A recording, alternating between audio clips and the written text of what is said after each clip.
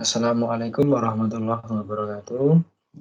Perkenalkan, nama saya Kahfi Ulum, mahasiswa Komunikasi Penyiaran Islam, Fakultas Agama Islam, Universitas Muhammadiyah Yogyakarta. Di sini saya akan sedikit menyampaikan terkait konsep pemikiran apa itu pendidikan menurut Kiai Ahmad Dahlan, seperti itu. Ada beberapa referensi yang saya pakai, ada beberapa jurnal yang saya pakai untuk mengeluarkan pemikiran-pemikiran beliau.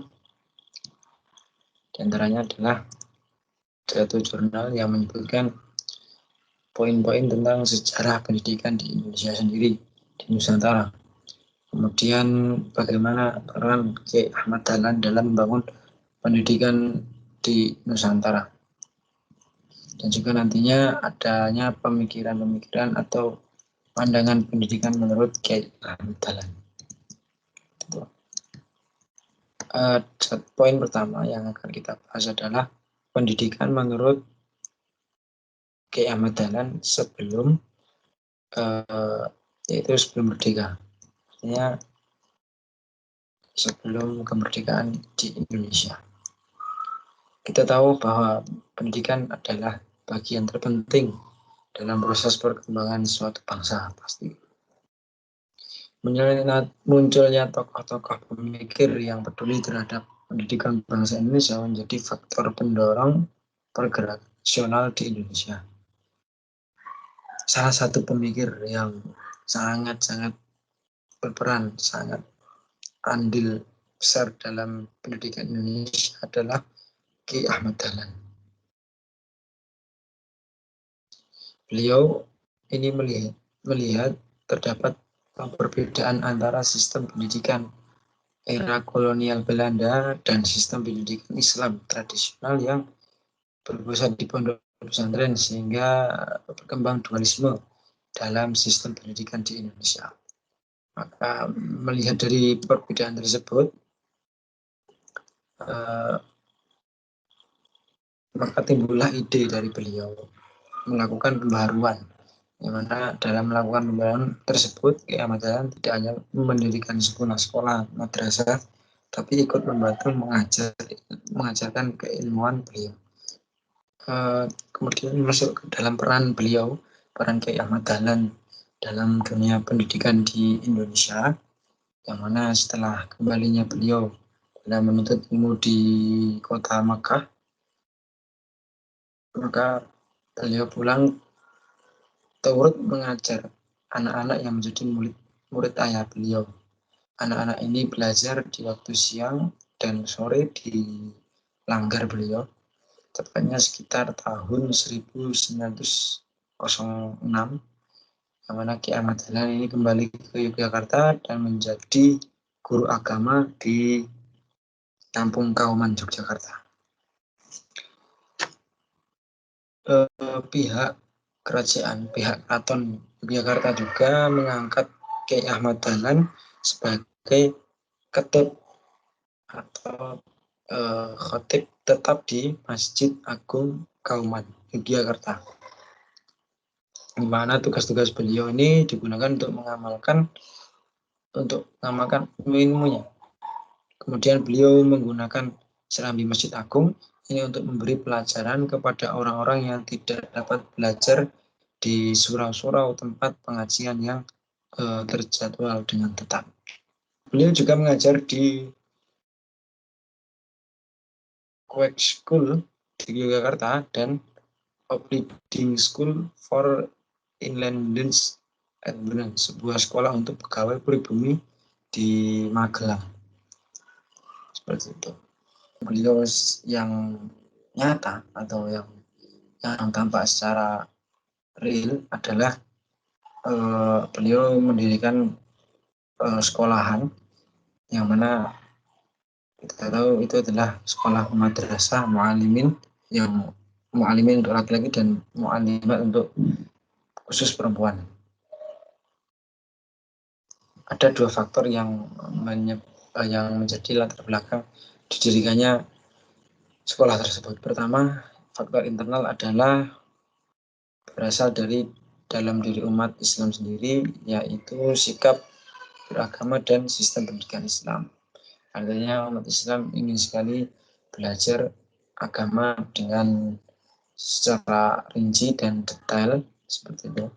Kemudian secara faktor eksternalnya waktu kolonialisme ini masih di Indonesia, ini melarang adanya pendidikan agama masuk di sekolah-sekolah seperti itu. Makanya dibuatlah beliau membuat sekolah Muhammadiyah, yaitu Mu'allimin, agar agama ini bisa masuk dalam pendidikan seperti itu. Masuk ke dalam konsep pendidikan menurut beliau, menurut Kiai Ahmad Dahlan, adalah pendidikan Islam. Ini hendaknya diarahkan pada usaha membentuk manusia muslim yang berbudi luhur, alim, artinya tahu tentang agama, alim, mengerti tentang agama, luas pandangannya, paham masalah ilmu keduniaan, serta bersedia berjuang untuk kemajuan masyarakat. Kemudian dengan konsep pendidikan tersebut, maka harus tercapai tujuan pendidikan berupa pembaruan dari tujuan pendidikan yang saling bertentangan pada saat itu, yaitu pendidikan pesantren dan juga pendidikan sekolah model Belanda. Itu.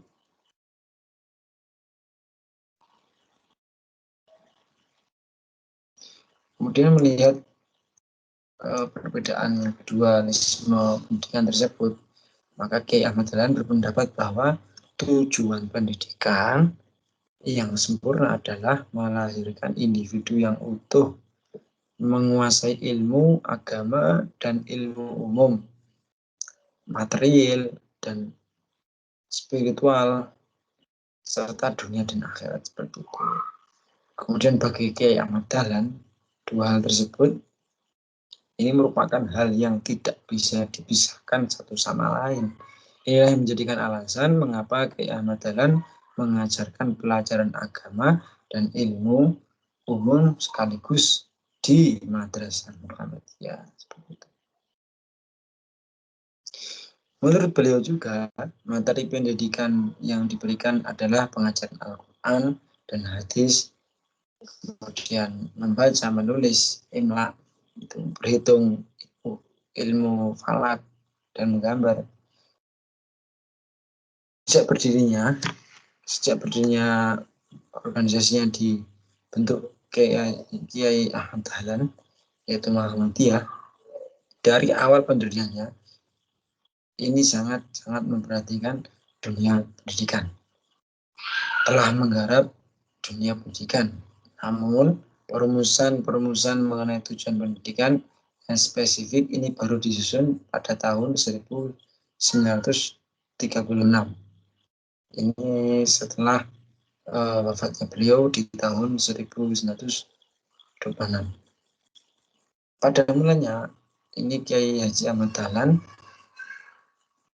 membuat tujuan pendidikan dari ucapan beliau. Karena ucapan beliau adalah yaitu ucapan kiai kemajuan ojo kesel anggone nyambut gawe kanggo Muhammadiyah. Yang mana kalau diartikan, jadilah manusia yang maju, jangan pernah lelah dalam bekerja untuk Muhammadiyah. Maka untuk mewujudkan tujuan tersebut, Kiai Haji Ahmad Dahlan memberikan materi-materi pendidikan dan kurikulum pendidikan, yang mana kurikulum tersebut hendaknya meliputi pertama adalah pendidikan moral dan akhlak. Apa itu? Adalah sebagian usaha menanamkan karakter manusia yang baik berdasarkan Al-Quran dan As-Sunnah. Kemudian yang kedua adalah pendidikan individu, yaitu sebagai usaha untuk menumbuhkan kesadaran individu yang utuh, yang kesinambungan antara perkembangan mental dan jasmani, antara spiritual dan intelektual, antara perasaan dan akal, serta antara dunia dan akhirat. Itu. Yang ketiga adalah pendidikan kemasyarakatan, adalah sebagai usaha untuk menumbuhkan kesedihan dan maksudnya kerisauan dan keinginan hidup masyarakat. Dilihat dari sudut kurikulum, dari dunia kurikulum sekolah tersebut mengajarkan tidak hanya ilmu umum, tetapi juga ilmu agama sekaligus. Seperti itu. Hal ini merupakan terobosan baru bahwa pada saat itu lembaga pendidikan umum hanya mengajar pelajaran umum, dan sebaliknya pendidikan agama atau pondok pesantren ini hanya mengajarkan pelajaran-pelajaran agama. Maka dengan kurikulum tersebut, Kiai Ahmad Dahlan berusaha membentuk individu yang utuh dengan memberikan pelajaran agama dan pelajaran umum sekaligus.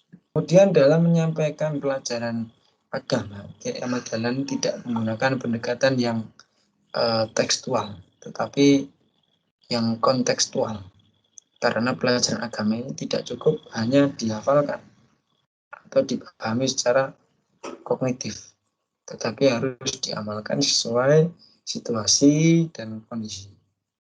Maka cara belajar mengajar pesantren pada umumnya menggunakan sistem potong atau sorogan.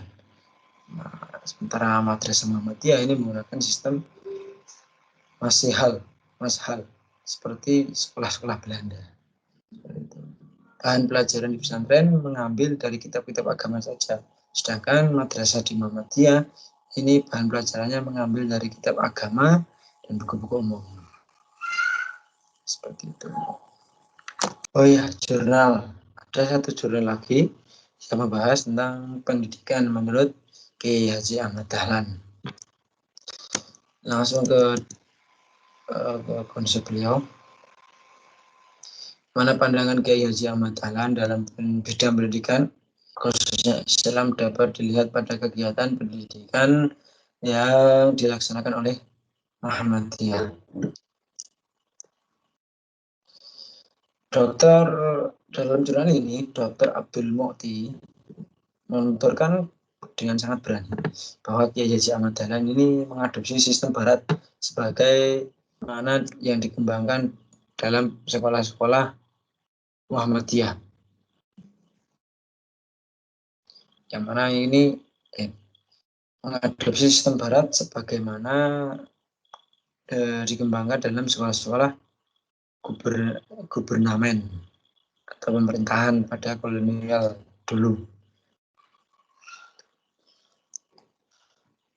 Madrasah Qismul Arqa yang didirikan Kiai Ahmad Dahlan sekitar tahun 1911 ini menggunakan meja, menggunakan kursi seperti itu.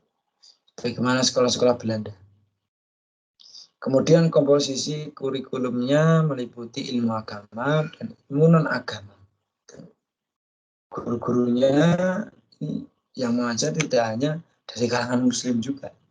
Beberapa guru bidang studi ini beragama Kristen.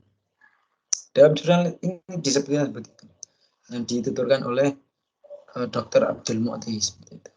Maka kemudian ada penuturan lagi bahwa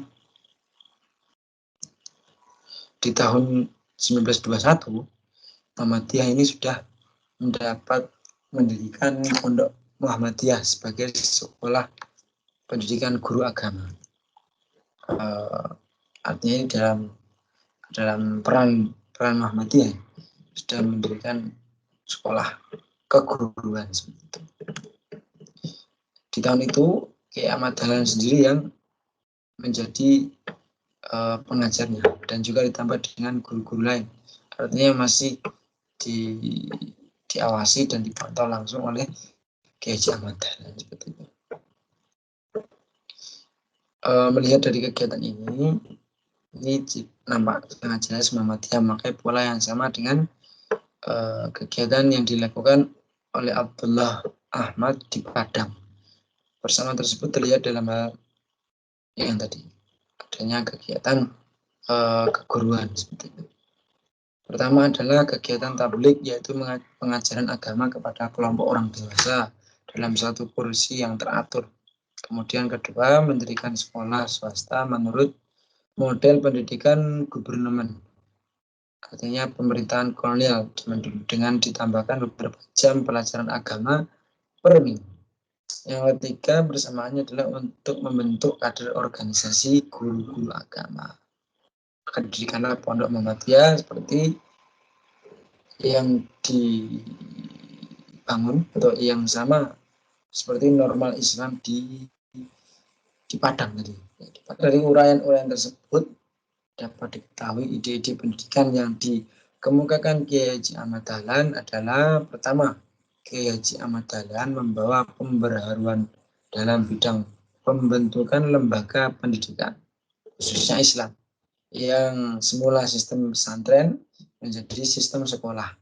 Yang kedua, Kiai Haji Ahmad Dahlan telah memasukkan pelajaran umum kepada sekolah-sekolah agama atau madrasah. Yang ketiga, Kiai Haji Ahmad Dahlan telah mengadakan perubahan dalam metode pengajaran yang lebih variatif. Keempat, Kiai Haji Ahmad Dahlan dengan organisasi Muhammadiyah termasuk organisasi Islam yang paling besar dalam mengembangkan lembaga pendidikan yang variatif tentunya. Kiai Haji Ahmad Dahlan juga memperkenalkan manajemen yang modern dalam sistem pendidikan. Karena cita-cita dan usaha beliau ini semakin berkembang pada saat ini hingga kita rasakan, saya rasakan, dan teman-teman kami rasakan untuk kemajuan dalam bidang pendidikan. Seperti mungkin itu saja yang saya sampaikan. Ada kurang dan lebihnya. Semoga bermanfaat untuk kita semua. Saya akhiri. Assalamualaikum warahmatullahi wabarakatuh.